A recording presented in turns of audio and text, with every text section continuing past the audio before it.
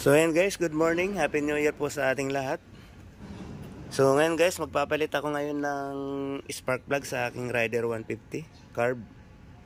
So meron ako ditong nabili na spark plug, halagang 130. So susubukan ko siya kung tatagal. Kailangan ko na kasing magpalit kasi hirap na siyang umistart, pupugak-pugak, saka mahina yung minor. Baka sinyalis na yun para magpalit tayo ng spark plug. So pangalawang pagpalit ko na pala to guys ng spark plug. So unang palit ko mahigit 8,000 yung tinakbo niya. So ngayon sususian natin. So mayroon na siyang 16,987. So kailangan ko na rin uling magpalit. Kasi iba na naman yung niya pag in-start, talagang namamatay.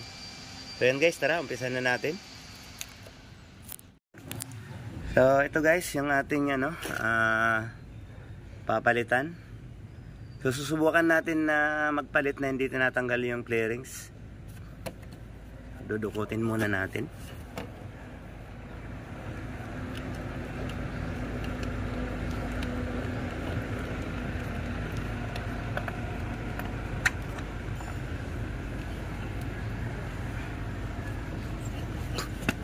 So ito guys, natanggal na natin yung niya, spark plug cap.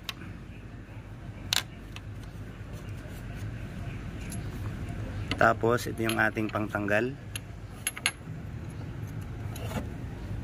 So ganyan lang nakalitaw sa ating pangtanggal. Pitin natin ng Phillips screw.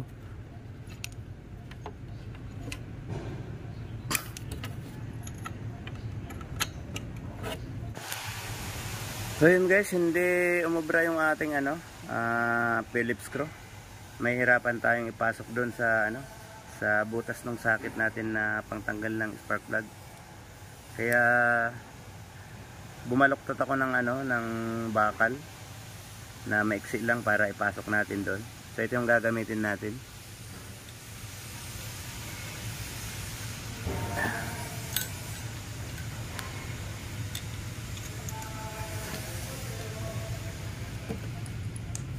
So yun guys, umikot na siya.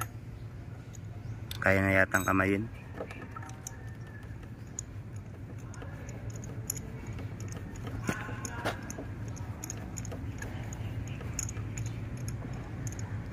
So naiikot na natin.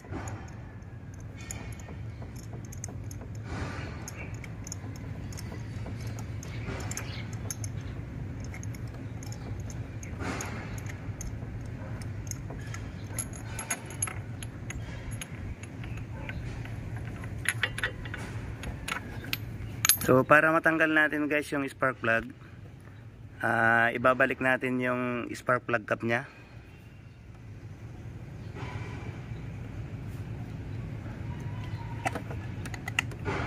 Ayan.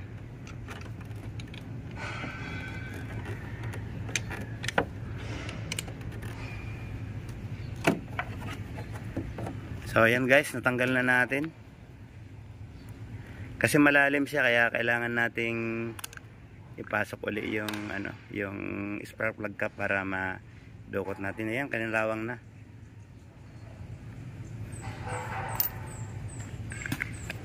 So papalit na natin guys yung bago.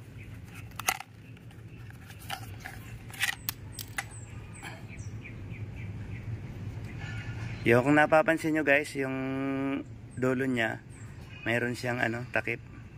Tatanggalin lang natin siya.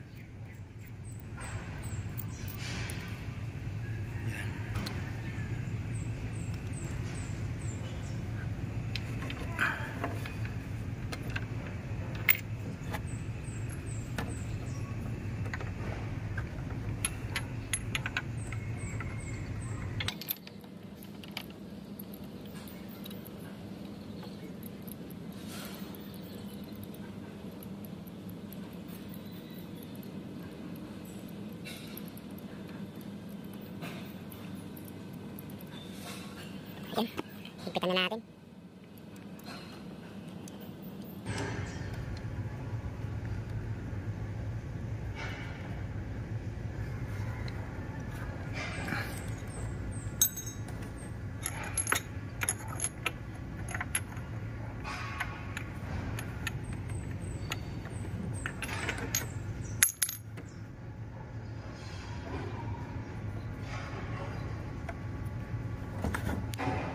So yun guys, binalik ko na yung spark plug cap nya.